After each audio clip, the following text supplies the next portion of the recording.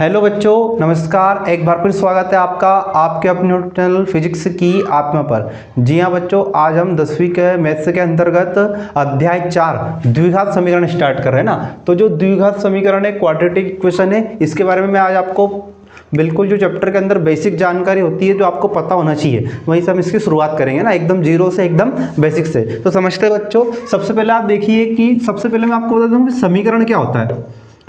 सबसे पहले आप समझो समीकरण। समीकरण मतलब यहाँ पे क्या दिख रहा है, आप सम मतलब किसी के बराबर होना चाहिए, कुछ ना कुछ किसी के बराबर होना चाहिए। तो आपने सबसे पहला जो अपन ने बहुपद पढ़ा था, तो बहुपद आपने देखा होगा कि इस तरह से जो बहुत सारे पद होते हैं, जैसे एक्स स्क्वायर प्लस 4 है ना, तो ये एक बहुपद है। तो इसको अगर इक्वेशन बनाना है मुझे, इसको क्या बनाना है, इक्वेशन, तो इसके बराबर मुझे क्या लगाना है, जीरो, मतलब बराबर में कुछ ना कुछ होना चाहिए। तो जब आप किसी भी बहुपद के बराबर में जीरो लगाते हैं तो वो जो बहुपद है वो एक समीकरण बन जाता है, इक्वेशन बन जाता है। तो किसी भी बहुपद को समीकरण बनने के लिए, इक्वेशन बनने के लिए ना, उसके बराबर में क्या होना चाहिए, जीरो होना चाहिए। आपको ये पता होना चाहिए। तो आप समझ में आया होगा कि समीकरण क्या होता है। अब हम आते हैं द्विघात के ऊपर, है ना, कि द्विघात क्या होता है। तो जिसकी पावर क्या हो, जिसकी घात क्या हो, दो हो, वो क्या कहलाता है, द्विघात कहलाता है। तो सबसे पहले मैं आपको द्विघात समीकरण का मानक रूप बताने जा रहा हूं ना, कि किस तरह का इसका मानक रूप होता है। तो सबसे पहले आप देखिए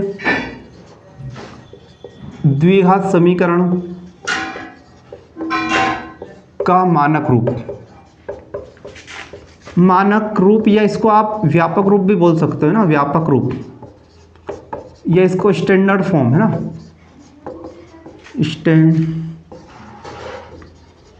स्टैंडर्ड फॉर्म, ये आपको पता होना चाहिए। तो किसी भी द्विघात समीकरण का व्यापक रूप या मानक रूप होता है इस तरह से। आपने देखा होगा ax square plus B X और प्लस में आएगा सी और बराबर में जीरो। यदि इस तरह का कोई सा भी समीकरण आपको दिखे तो आप उसको द्विघात बोल सकते हो। ये जो ए है ये एक्स स्क्वायर का गुणांक रहेगा, ये जो बी है ये एक्स का गुणांक, और सी जो बिना एक्स के रहेगा, है ना।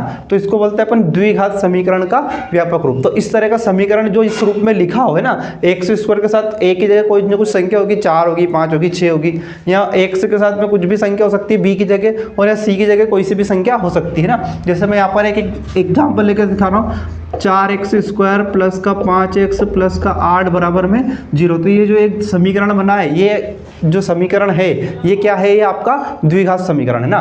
तो यहाँ पर ए के स्थान पर देखो मैंने क्या लिखा है, 4 लिखा है, बी के स्थान पर मैंने क्या लिखा है, 5, और सी के स्थान पर क्या लिखा है, मैंने 8 लिखा है ना। तो आपको ये समझ में आया होगा कि द्विघात समीकरण क्या होता है, इसका मानक रूप हमने देख लिया ना। आज हम 10वीं के मैथ्स के अंतर्गत अध्याय 4 की बात कर रहे हैं। अध्याय 4 के चैप्टर का नाम है द्विघात समीकरण, और इसको बोलते हैं अपन क्वाड्रेटिक इक्वेशन। तो सबसे पहले मैं बताया था कि समीकरण क्या होता है। तो किसी बहुपद के बराबर में यदि सम में बराबर में जीरो आ जाए तो वो समीकरण बन जाता है। और द्विघात, तो द्विघात समीकरण का अपन ने सबसे पहले मानक रूप, व्यापक रूप देखा, उसका स्टैंडर्ड फॉर्म देखा। तो क्या बोलता है, x square plus B x plus c बराबर जीरो, ये इसका व्यापक रूप होता है ना। अब इसमें इसके मूल होते हैं, इसके क्या होते हैं बच्चों, मूल। द्विघात समीकरण के मूल, तो कितने मूल होंगे, द्विघात समीकरण के मूल बताओ कितने होंगे। मूल या इनको बोलेंगे शून्यक,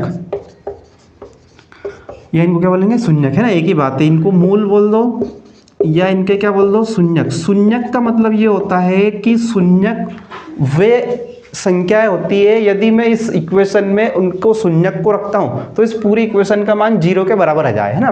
कुछ ना कुछ ऐसी संख्याएं होगी जो अब इनका वैल्यू को मैं एक्स स्क्वायर की जगह एक्स की जगह पर पुट करेंगे तो पूरी समीकरण क्या हो जाएगी, शून्य हो जाएगी, जीरो हो जाएगी। उसको कहते हैं शून्यक।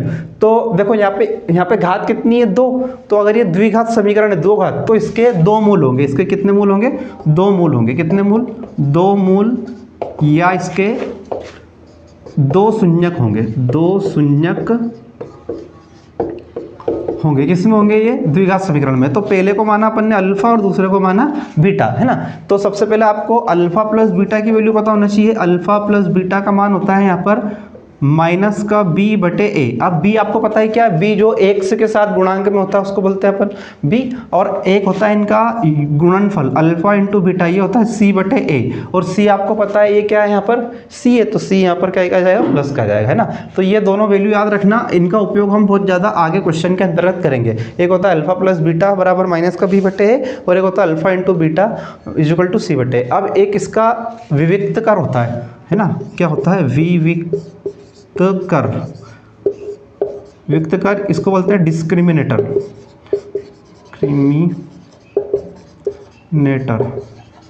तो जो विविक्तकार डिस्क्रिमिनेटर डी होता है इसको दर्शाते हैं अपन डी से, इसका फॉर्मूला था बी स्क्वायर माइनस का 4ac है ना। तो बी स्क्वायर माइनस 4ac इसकी 3 कंडीशन बनती है, डिस्क्रिमिनेटर या विविक्तकार की 3 कंडीशन बनती है, वो आपको पता होना चाहिए। तो सबसे पहले मैंने यहाँ पे लिखा बी स्क्वायर माइनस का 4ac का मान बड़ा आ जाए 0 से, है ना, ग्रेटर देन इक्वल टू 0, सबसे पहली कंडीशन बता रहा हूँ। तो बी स्क्वायर माइनस 4ac का मान क्या आ जाए, यहाँ पर बड़ा आ जाए किससे, 0 से जाए। तो इसके मूल क्या होंगे, वास्तविक, इसके मूल क्या होंगे, वास्तविक, ये आ जाएगा आपका क्या होंगे, वास्तविक होंगे, है ना। यहाँ पर आपको वैल्यू मिलेगी वास्तविक मूल की, तो इसके मूल कैसे हो जाएंगे, वास्तविक मूल रहेंगे। यदि बी स्क्वायर माइनस 4ac का मान बराबर आ जाए 0 के, है ना, ये जो अपन बी स्क्वायर माइनस 4ac करेंगे इसमें वैल्यू रख देंगे, ये यहाँ से आपको ए की वैल्यू मिल जाएगी, बी की वैल्यू मिल जाएगी और सी की वैल्यू मिल जाएगी। तो जो इसका विविक्तकार डी होता है उसका फॉर्मूला होता है बी स्क्वायर माइनस का 4ac। इस पे आधारित बहुत सारे क्वेश्चन आपको एग्जाम में देखने को मिलेंगे, ये बहुत ही IMP कंडीशन है जो मैं अभी आपको बता रहा हूँ। तो इसके अच्छे से नोट्स बना लेना है आपको, फिर ये आपको बाद में काम आएंगे ना। तो 1 मिनट में थोड़ा सा इसको रफ कर देता हूँ। ये आप स्टैंडर्ड फॉर्म वगैरह लिख लीजिए, इसका स्क्रीनशॉट ले लीजिए। अब देखो जब इसका विविक्तकार पे अपन पहुंचे तो 3 कंडीशन यहाँ पर बनती है।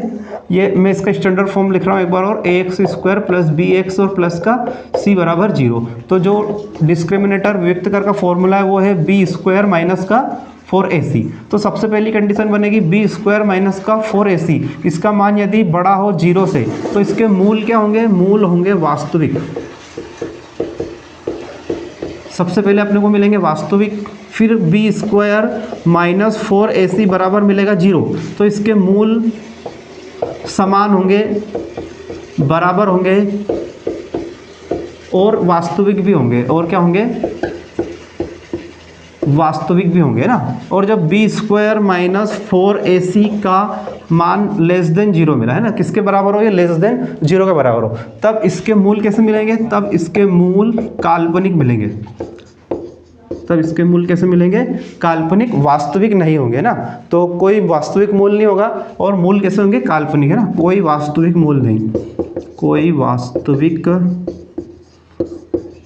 मूल नहीं। तो बच्चों इतनी चीज़ें आपको इस द्विघात समीकरण के अंतर्गत याद रखनी है। और यदि आपको एक फॉर्मूला और बता रहा हूँ मैं, जब इसमें x का मान निकालना है, मान लो द्विघात समीकरण में, वैसे तो इसको गुणनखंड विधि से अपन हल कर सकते हैं, लेकिन यदि आपको डायरेक्ट x का मान निकालना है तो इसका डायरेक्ट x का मान निकालने का फॉर्मूला है माइनस का b plus minus under root में विविक्तकार लिख दो b स्क्वायर माइनस का 4ac और इस पूरी संख्या को भाग दे दो आप काई से, 2a से, है ना, काई से भाग देना इसमें 2a से। तो ये वाला जो फॉर्मूला है x का मान निकालने के लिए है ना, x का मान निकालने के लिए माइनस का b plus minus under root में b स्क्वायर माइनस 4ac अपन में 2a, इसका उपयोग हम बहुत ज़्यादा करेंगे। तो बच्चों आपको ये पूरा जो अध्याय है इसका मैंने बेसिक चीज़ें आपको समझाई। यदि यहाँ से आप वीडियो देखना प्रारंभ करोगे और पूरा चैप्टर अच्छे से पढ़ोगे तो एक भी क्वेश्चन ऐसा नहीं होगा जो आपसे एग्जाम में नहीं बनेगा, ये आपके एग्जाम में आपको ऐसा लगेगा कि ये बाहर से आया है, मैंने पढ़ा नहीं है ना। तो आपको सारे क्वेश्चन, सारे डाउट यहीं क्लियर हो जाएंगे। तो ये मैंने इसका बेसिक एकदम जो भी था वो आपको सामने क्लियर किया है। कल इस पर आधारित हम मोस्ट IMP क्वेश्चन करेंगे, तो देखना ना भूलिए। आपका अपने यूट्यूब चैनल फिजिक्स की आत्मा, जिस पर 10वीं क्लास के गणित की और विज्ञान की पूरी प्लेलिस्ट आपकी डली हुई है। तो ओके बच्चों, जय हिंद, जय भारत।